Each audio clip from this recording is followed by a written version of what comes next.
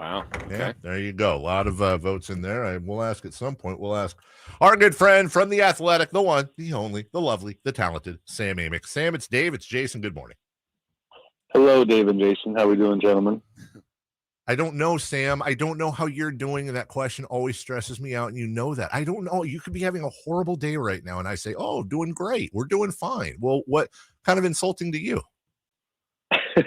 You're getting deep. I am. I could be better. I mean, as you know, I think I told you. Yeah, we talked. Yes. I mean, COVID is annoying, and I've been stuck at home for a while. I've not mentioned that, so you did, and well, I'm always very private with that, so you did. So, yes, Sam has been suffering. It's funny because I haven't mentioned it on social media because it's just seems pointless.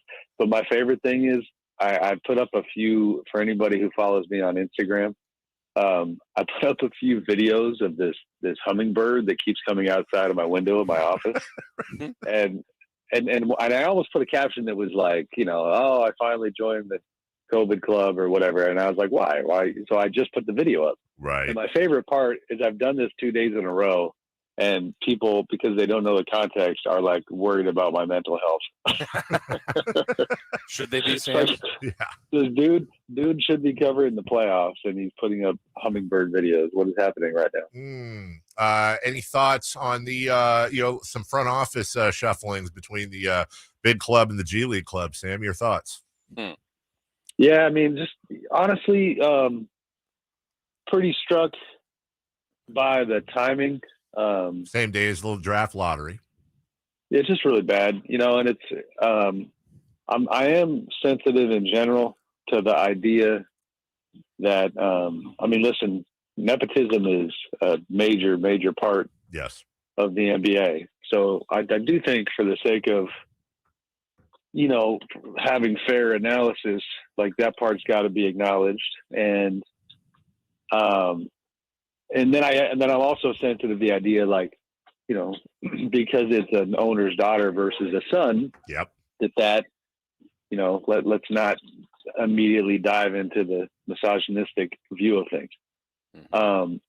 Women are making major headway in this league.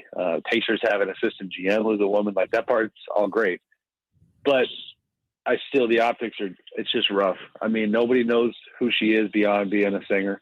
The basketball credentials, which, again, plenty of owners, kids who, might not have played in the NBA, but I don't know. It's like you said, the timing is just bad. Vivek has not established the kind of goodwill with the fan base to be pulling a move like this at this time. I said to somebody yesterday, like, I'm sorry, like, when you have the longest playoff drought in North American professional sports, like, you should have an incredibly qualified person in as many positions as possible.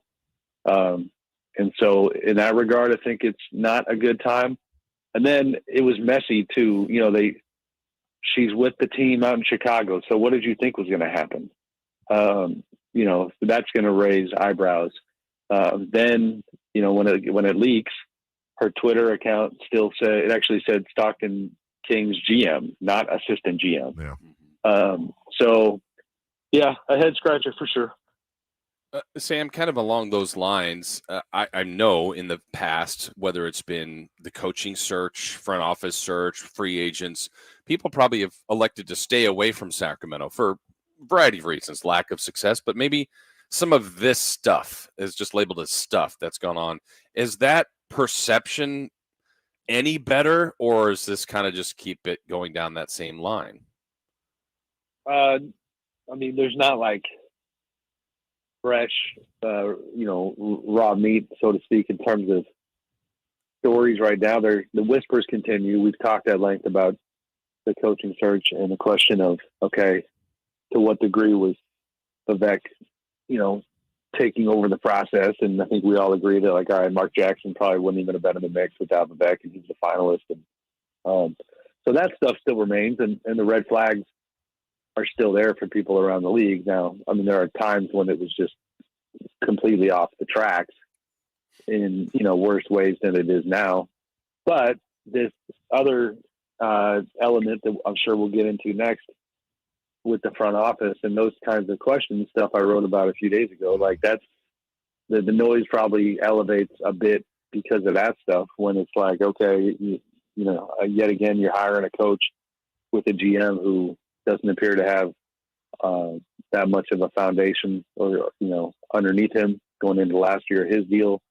And so in that regard, you got some people saying it's kind of deja vu all over again. Sam Amick with The Athletic, and referencing what you put out there, you put out the Monty McNair is on the final year of his deal going into the season. And I think more importantly, that there have been no talks on an extension. Now, Sam, I've been saying that from what and this is generally where I want you to correct me here, that from what I understand, Monty came in at a rather low rate in terms of comparing to other GMs. And generally, you don't want to get into the pocketbook of executives, but I think it's pertinent in this case when we're talking about unforced errors.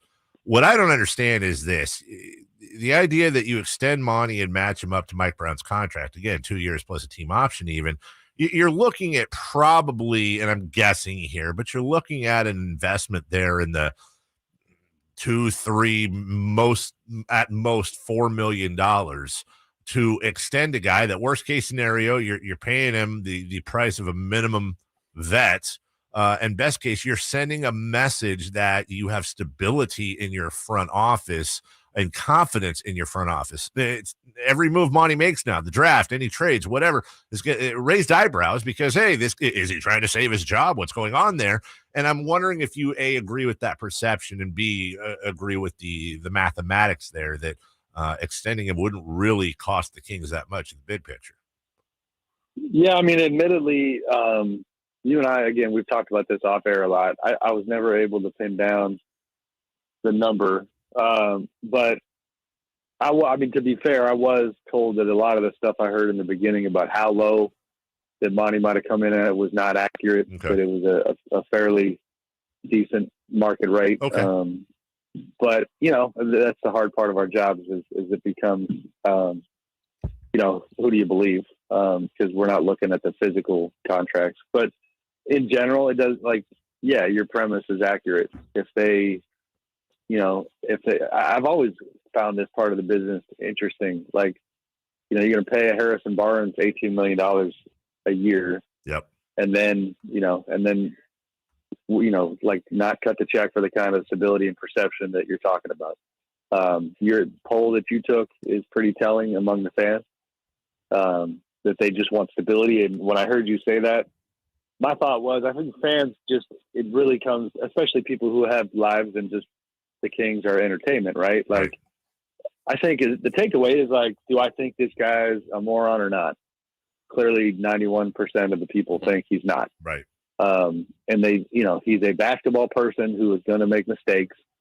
But the value of when you make changes with that position, then you have messiness, then you have fallout and ripple effects. And I think that's what the fans would like to avoid because they've been through that time and again. And Sam, not just for the continuity's sake, but just your opinion. Do you think if you were Vivek, would you extend Monty based on what you've seen for the 2 years of his work? Yeah, I would, because I think that you have already, it's a little bit like handing the keys to somebody and saying, have a good drive to LA. And then, it runs out of gas in Bakersfield. You gave him the car to go to LA. So he made this a bonus trade, traded Tyrese Halliburton. There's got to be an element of seeing this thing through. And there really aren't and I don't know how you guys feel about this. It's not a matter of grave mistakes that have been made. I think there's an absence of of moves that have really taken the program to the next level. That's obviously fair. Sabonis put up, fantastic individual numbers, but they weren't very good with him. But it's not, we don't have a Lucas situation in the draft. No. He and they have drafted fairly well, and say what you will about the trade, getting it right with Halliburton opened the door to bring an all-star to town.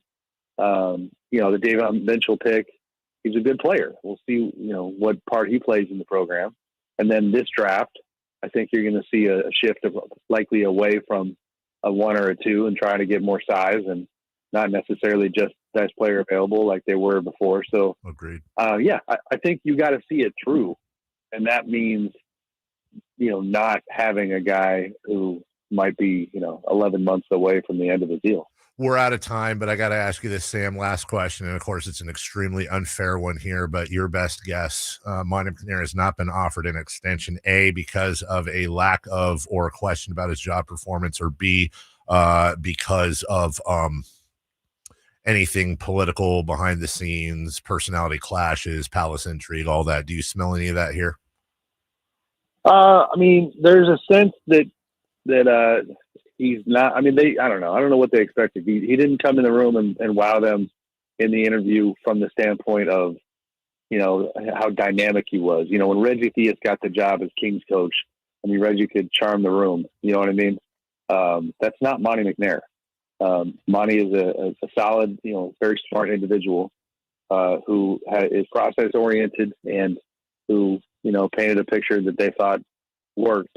You do sense now that it's like they wish he was more of a presence and more vocal and those kinds of things. I do wonder in the end if they play a part in him not making it here. But I mean, they have balance there too. Their assistant GM Wes Wilcox is a little bit of a yin to Monty's yang, Mm-hmm. and to me that works fairly well.